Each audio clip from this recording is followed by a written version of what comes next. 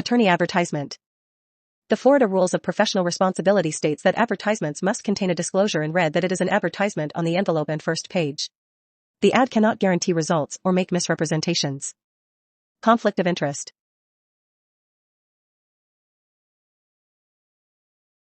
A lawyer has the duty to provide diligent and competent representation to its clients. Part of providing diligent representation is avoiding conflicts with former, prospective, or current clients. A conflict exists when representing one client would impede effective representation of another client, or would involve the disclosure of confidential information that must be protected. Normally, a lawyer cannot provide representation to a prospective client concerning the same or a substantially related matter in which that lawyer represents a former or current client with adverse interests. Within a firm setting, a conflict that one lawyer has in a firm is imputed to the other lawyers working at the firm. Therefore, the fact that another lawyer in the firm represented Chipco would be imputable to other lawyers in the firm. If a conflict does exist, then a firm may still provide representation if 1. Diligent and competent representation can be provided to both affected clients, 2. The representation does not involve representing both clients with adverse interests to one another in the same proceeding before a tribunal, and 3. Both clients provide their written and informed consent. Referral fee. The RPC forbids mere referral fees. Fee sharing is okay, as long as there is proper division of fees with the other lawyer. There is an agreement with the client setting out the joint representation, and the agreement sets out the proportionate share and division of the work. Professionalism and Florida Rules of Professional Conduct. In the course of representation and communication with other attorneys, an attorney must not engage in any conduct that is considered to be unprofessional. Conflict of interest. An attorney must avoid conflicts of interest. Specifically, an attorney must not 1. Represent an adverse client to one's own or 2. Take on representation when loyalty to another client is likely to materially limit the lawyer's ability to effectively represent the client. The attorney's duty extends to clients represented by the attorney in the past. An attorney must not 1. Represent a materially adverse party in the same or substantially related matter as the one in which the lawyer represented the former client in or 2. Use any information learned as a result of the representation against the former client, unless it has become generally known. Conflicts of interest are generally imputed to a lawyer's firm. Some conflicts of interest can be cured by screening the lawyer with the conflict. A lawyer can cure the conflict of interest only if 1. The lawyer reasonably believes he or she can effectively take on the representation, 2. The conflict is not disallowed by laws or the FRPC, 3. The lawyer is not on two sides of the same litigation, and 4. The lawyer obtains informed consent. Duty of confidentiality. A lawyer's duty of confidentiality extends to all information obtained in the course of representation and may not be breached. It extends indefinitely. Ethical considerations. A lawyer may not take a contingent fee for proceedings based on the amount of alimony or child support they obtained for the client. However, if there is already an order, the attorney may accept a contingent fee to collect the already determined amount, but this is not a valid form of payment while attempting to obtain the original order. Further, a lawyer may not make frivolous claims only to harass a party. The signature block that the lawyer signs on each pleading tells the court that the filing is not done in for frivolous purposes, and the lawyer may be sanctioned for acting outside of the bounds of this rule. Referral fee. Generally, referral fees are not permitted. An attorney may not give or receive monetary benefits for referring clients. Fee sharing, however, is allowed. Attorneys can freely share fees if attorneys are in the same firm or if in different firms, but will share the work equally, and the fee is fair and reasonably. If the attorneys are in separate firms and will not share the work equally, the agreement must be in a writing signed by client. Explain the fee-sharing percent to the client. Both attorneys must be jointly and severally liable to the client and be equally available to the client, and the fee must be reasonable. The reasonableness of a fee is determined based on the experience of the attorney, the standard rate in the area, complexity of the case, and the amount of time attorney dedicates to the case. There is an additional requirement for personal injury and property damage cases, which requires that the primary attorney must do 75% of the work on the case. This can be modified to the court to an equal share of work. Conflict of interest. An attorney owes each client a duty of loyalty and independent judgment. An attorney may not represent two parties who are directly adverse to each other, or if there is a substantial risk that an attorney's representation of one or more clients will be materially limited by his duties to another. A conflict may exist between current clients, former clients, as well as the attorney's own interests. However, an attorney may still represent the clients if he reasonably believes he may provide competent and diligent representation to all parties. The representation is not prohibited by law, and each client gives their informed consent in writing. Ethical issues. Florida lawyers are bound by the rules of professional conduct. Lawyers are expected to conform to these standards in their personal and professional lives. Violation of these rules could result in discipline from the Florida bar, including public admonishment, suspension from the bar, and expulsion from the bar. Representation terms. The terms of the representation proposed by Val and Fred are unconscionable. A 50% contingent fee is too high. Contingent fees should generally be set around 30% unless it is a particularly complicated case or area of law. As part of this generous contingent fee proposal, Val and Fred also want me to loan them $2,500 for living expenses. A lawyer is not allowed to lend their clients money except in specific circumstances, as discussed below. Loaning a client money for living expenses is not one of those specific circumstances. One circumstance in which a lawyer can lend money to a client is when they are advancing the costs and expenses of the litigation. This allows the courts to remain open to everyone regardless of financial status by allowing a lawyer to front the fees for a client whom the lawyer believes has a valid case. Settlement offer. The fact that my partner Eddie is litigating a personal injury case against Toolmart as well does not worry me in and of itself. Two law partners are able to work on separate cases against the same defendant and there is no conflict of interest. Communication with a judge. It is unethical for an attorney to paint the picture that an attorney may exercise any kind of undue influence over a judge in a matter, whether that be through personal influence or threats or anything else. Judges must remain entirely impartial in the cases they handle. It is also impermissible to capitalize upon personal relationships a party may have with a judge in order to further their case. Ex parte communication. Additionally, in a pending matter, communicating with a judge assigned to the case without opposing counsel present for the conversation, when that communication is about the case, is an impermissible ex parte communication. Any conversations between attorney and the judge in this case, without opposing counsel present for the conversation, would be an impermissible ex parte communication. Conflict of interests. A lawyer may not represent a client whose interests are materially adverse to those of a previous client unless the lawyer reasonably believes her representation will not be affected, the representation is not prohibited by law, and the client provides informed consent confirmed in writing. Lawyers may not work on the same or a related matter where the new client has interests materially adverse to the former client.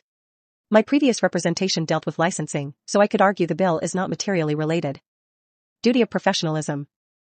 Firstly, attorneys have the obligation to be truth, honest, and fair to opposing counsel and opposing parties as clearly set forth in the Florida Rules of Professional Conduct and the preamble to the rules themselves. To opposing counsel, I declare civility. Moreover, an attorney has an affirmative obligation under the rules to refrain from making frivolous arguments. Frivolous arguments are those in which there is no basis in either fact or law for the argument, and the argument is not made in good faith for the alteration, extension, reversal, or modification of existing law. Arguments made solely for the purpose of delay are obviously frivolous. Lastly, an attorney should not undertake a course of action solely calculated to embarrass or harass another. Fees. Fee agreements must always be reasonable. When contingencies are involved, they must be in writing. Further, any agreement to share money with another law firm must be in writing, signed by the client, stating the terms of the arrangement, and in most cases making the parties jointly or severally liable, or defining the arrangement by the amount of work done. Referral. Generally, an attorney may invoke the help of another attorney when they are unfamiliar with an area of law. However, this is not the case here. The facts indicate that they are not working together on the case, but only using a referral relationship. Attorney's fees. Under the American rule, each side is responsible for its own attorney fees and legal actions. Thus, by default, the answer seems to be no. Florida does have a statute permitting recovery of fees and expenses to a prevailing party if the losing party acted in bad faith with respect to the litigation, e.g., asserting claims or defenses not supported by fact or law, though it is unclear in this pre-litigation stage whether anything like that would be applicable. Conflict of interest.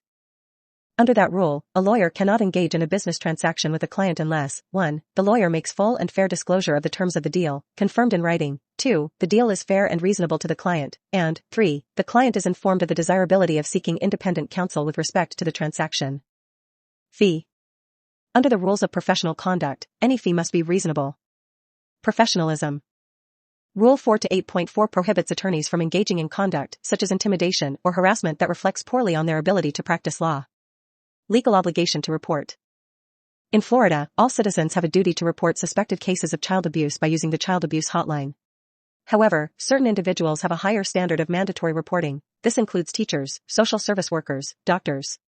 It can also include professionals who are involved with the children through activities, and who the children might confide in. When persons with a statutory or professional duty fail to report abuse, they may face sanctions and punishment. The general citizen, however, though under a duty, will not face the same penalties and sanctions. Attorney obligation to report. Attorneys can be held to mandatory reporting standard depending on their role. If the attorney is representing the children or in some role that would have him owe a special duty, attorney will likely be a mandatory reporter. However, in his relationship with uncle, attorney must balance his duty of confidentiality to uncle and duty to report. The duty of confidentiality runs to both actual and prospective clients if attorney has met with client to possible establish a permanent representation. The duty is broader than the attorney-client privilege, which applies to communications between the attorney for purposes of representation/litigation. The duty of confidentiality survives the death of the client. However, Florida's rules of professional conduct, RPC, do allow for an attorney to break his duty of confidentiality in certain situations. It is mandatory in order to prevent a crime or bodily harm the attorney knows the client is going to commit. It is permissive when the attorney believes it is necessary in order to obey the RPC, to prevent substantial harm that is likely to be committed, when the attorney is defending himself against charge from the client. Parent consent. As to daughter, uncle needs both the husband's consent and the daughter's consent because she is over the age of 12. Regardless of her age though, Florida does not have an age at which children have the absolute right to consent to family law proceedings. Grandparents' rights. Florida gives protections to grandparents. Grandparents here would have a right to receive notice of the TPR proceedings. They also would have rights to challenge an adoption by the uncle. They have preference rights such that they might have a better case for being assigned custody of the children. In Florida, grandparents would also be entitled to visitation rights to the children while in the mother's care, and if put into custody in anyone else's care. Conflict of interest. An attorney may not represent another party if a conflict of interest exists that might materially affect the representation of the new client. The only time the attorney can do so with a conflict of interest is if he reasonably believes it will not affect his judgment or representation, and if the client consents in writing to the conflict of interest. But furthermore, with conflicts because of former clients, the attorney must not represent a new client that is adverse to a former client unless he reasonably believes it will not materially affect the representation and he gets informed consent from the former client as well. Conflict. An attorney cannot operate a side business along with her firm. Additionally, the attorney may not take money from individuals and use it for personal gain if it is not earned through legal services in which they have contracted for. Ethical issues, conflict of interest. An attorney may not represent a client in a matter if his independent professional judgment would be materially limited by his responsibility to another client unless attorney reasonably believes he could provide competent representation and the client's consent in writing after a consultation. When two or more clients are seeking to be represented by the same attorney, they must be made aware of the implications of doing so. Contingent fee/legal services. An attorney must charge a fair fee for his or her services based upon the complexity of the case, the amount of time it will take, what other similar attorneys charge, the attorney's experience, etc. An excessive fee is one that a reasonable attorney would look down upon. Contingency fees are permitted in civil cases except for domestic matters like alimony and child support. Contingency fees are not permitted in criminal cases.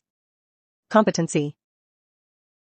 When a lawyer is representing a client, and after the lawyer passes the bar, they are presumed to have a certain competency level. A lawyer can become competent in an area through study or working with another lawyer in the area of law. Solicitation. An attorney may not solicit a person with whom the attorney does not have a pre-existing relationship for his personal financial gain. In tort actions, which may be present here between Sam and broker, an attorney may not solicit an injured party within 30 days of the injury. Conflict with former client. An attorney cannot represent a client in a matter adverse to a former client that relates to the attorney's prior representation.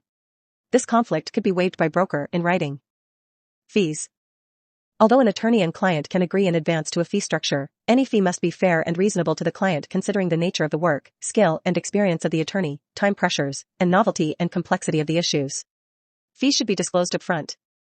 Attorney's fees. An attorney's fees must be reasonable and communicated preferably in writing at the beginning or before representation. An attorney in either a contingency fee arrangement or for an indigent defendant may provide the fees and expenses for litigation. A contingency fee agreement means that the lawyer's ultimate fee will be based on the results of the litigation. A contingency fee agreement must be in writing, and must clearly explain how the fee will be calculated based on different resolutions. Further, the client in a personal injury suit must be given the client statement of rights identifying that a client can terminate the agreement within 3 days. However, the Florida bar forbids certain type of representations in a contingency fee arrangement. These are 1. Criminal representation and 2. Family law matters such as divorce, alimony, or child custody. Professionalism. Further, a lawyer must maintain professional and independent judgment. This means avoiding any conflict of interest. A lawyer may have another person pay for the client's representation as long as 1. The lawyer's professional and independent judgment will not be tainted and his full priority will be that of the client being represented, 2. The client consents and understands that someone will be paying, and 3. The lawyer's duty of confidentiality is maintained. Fees. A fee must be reasonable and not clearly excessive. The court looks to factors such as the skill required, result obtained, competency and diligence of the attorney, fee charged in the community for similar representation, and time involved in representation to determine if a fee is reasonable. C. Contingent fee. Contingent fees are allowed except in family or criminal law issues, with the exception that they are allowed to recover for past due alimony. Florida statutes prescribe set percentages, and anything above those percentages is presumed in excess, but is rebuttable.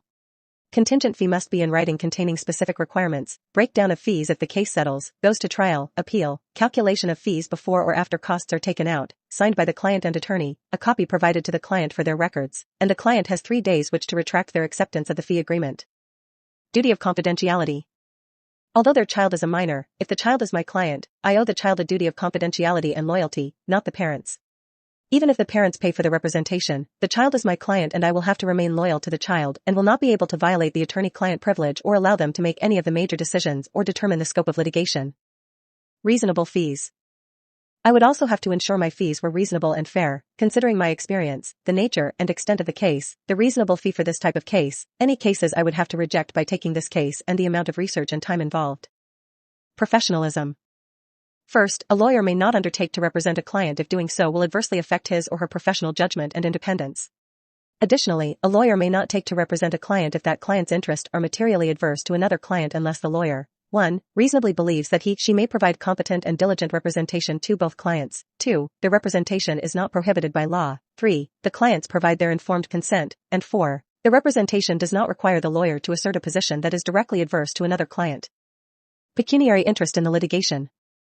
Under the Florida Rules of Professional Conduct, a lawyer may not have a pecuniary interest in the litigation. Contingency fee. In Florida, contingency fees are only prohibited in criminal/family law cases. Contingency fee agreements must be in writing and must provide the method of calculation of recovery. Any recoveries in excess of the percentages provided in the FRPC are considered excessive. Conflict of interest screening.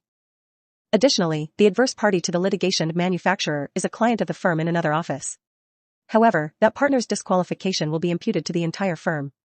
Normally an imputed conflict may be avoided if the lawyer avoids more exposure to the information than necessary, is timely screened from the matter, and does not share in the fee. However, even if they were to screen the other attorney, this particular representation would require asserting a position in court that is directly adverse to the other client, retailer versus manufacturer. As a result, Larry lawyer should decline representation of retailer owner. Duty of professionalism. The ethical duties of Florida lawyers are outlined in the decisions of the Florida Supreme Court, the Florida Rules of Professional Responsibility, the Ideals and Goals of Professionalism, the Oath of Admission to the Florida Bar, the Creed of the Florida Bar, and other documents. All Florida lawyers must comply with the professional responsibility obligations and are subject to discipline for noncompliance. Duty of candor. An attorney must avoid any conflict between his duty of candor to the tribunal and his duty of confidentiality to a client. Conflict of interest. An attorney may indicate to the unrepresented party that he is disinterested. That is, the attorney must disclose to the unrepresented party that he is acting in the best interests of his client and not the interests of the other party. Further, an attorney may not represent the interests of two clients whose interests conflict unless the attorney believes he can fairly represent both and both clients consent in writing. Contingency fee. Contingency fee arrangements are permissible in most civil litigation, with the exception of domestic relations cases such as child support, divorce, etc. Contingency arrangements are required to be in writing, must be signed by the client, and must lay out how the fee will be calculated. The client is also entitled to a final calculation in writing at the end of the representation. However, a contingency arrangement is also subject to the general rules regarding the reasonableness of fees. A lawyer cannot charge an unreasonable fee. Factors that contribute to whether a fee is reasonable or not include the lawyer's education and experience, the amount of time spent on the case, and the complexity of the issues. A lawyer who attempts to retain 50% of the recovery in a case is likely not a reasonable fee. Business transaction with a client. An attorney can enter into business transactions with a client only when they have fully disclosed their intentions and the terms of the transaction are fair and reasonable and the attorney has advised the client to seek advice from outside counsel. Additionally, an attorney cannot create an instrument in which they will be a substantial beneficiary of and cannot accept any gifts for doing so. Attorney's fees. A party may contract for reasonable attorney's fees. Under the FRPC, fees must not be excessive and must be based on the amount of work, a lawyer's skill, what is normally charged in the area. Duty of candor. The RPC requires candor with the tribunal. This prohibits knowingly filing any false statements or pleadings or making any false statements before the tribunal. An attorney must sign all pleadings and state that they are made in good faith. In addition, an attorney cannot counsel a client to commit any crimes, including perjury. While the attorney can advise the client as to consequences of such acts, he must try to dissuade the client from taking such action. Frivolous claim. An attorney may not file a frivolous claim that has no legal basis. Withdrawal. An attorney cannot represent and must withdraw if a client is using the lawyer to commit a crime. The lawyer could not represent A if A were using the lawyer to commit perjury. In such a case, the lawyer either cannot take the case or, if he already has, must try to withdraw.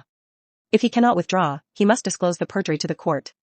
If the client is committing the crime without the lawyer's services, the lawyer is not required to withdraw but may unless the court orders her not to. Duty of confidentiality. An attorney must maintain confidentiality both with prospective clients and after representation ends. Commingling funds. Attorneys are prohibited from commingling their personal funds with funds belonging to clients, funds in the trust account. Exception, attorneys may place enough of their own funds in their trust account to cover small bank fees. Attorneys are prohibited from allowing overdraft protection on their trust accounts. Representing two parties. Under the FL rules of professional conduct, an attorney, who is representing two clients in the same transaction, can only do it if client's interest is not materially adverse to each other and attorney reasonably believes attorney can offer diligent and adequate representation to each party, and it can't be prohibited by law. For an attorney to represent both parties, they must give both parties informed consent, meaning disclosing all material facts, and have each client agree to the representation in writing.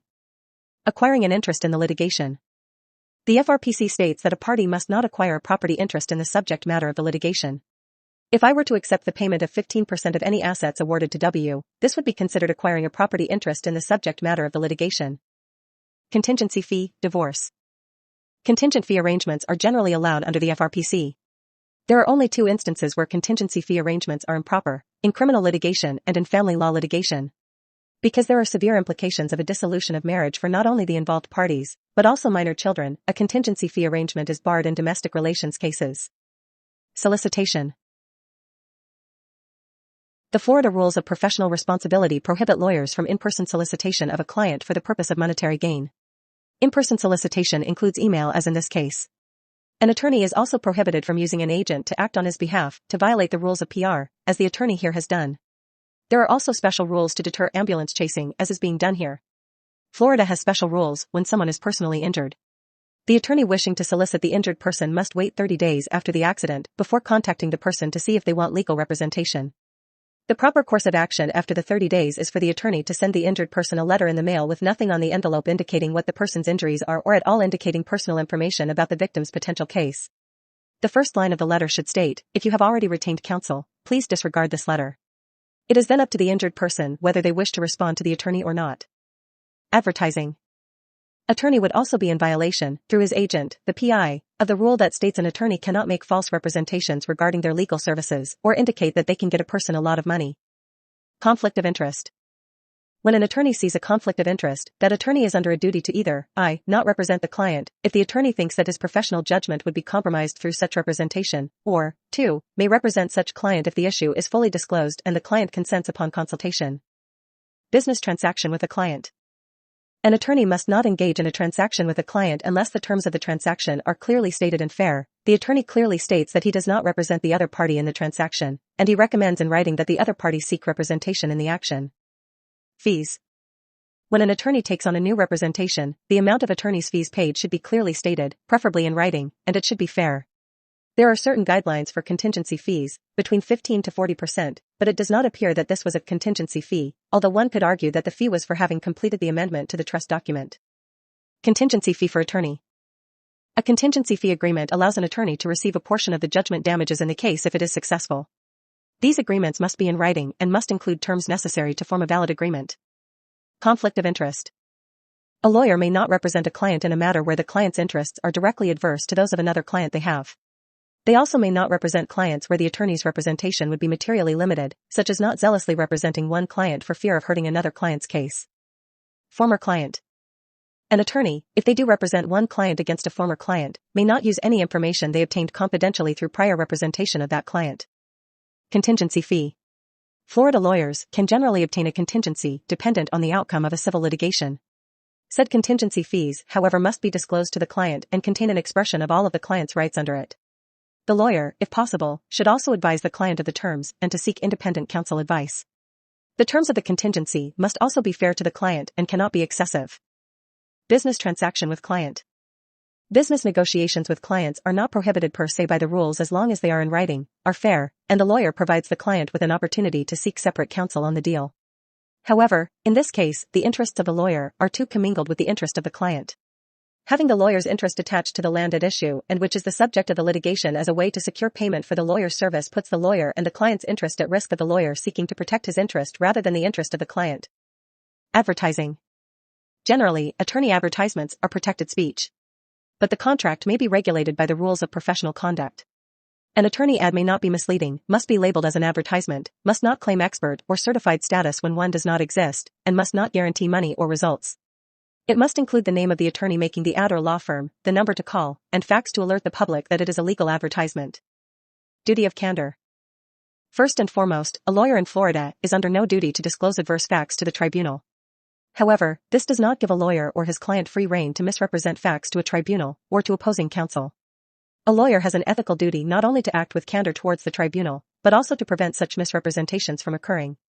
When a lawyer signs pleadings, he is subject to ethical obligations that everything put forth therein is true and in good faith.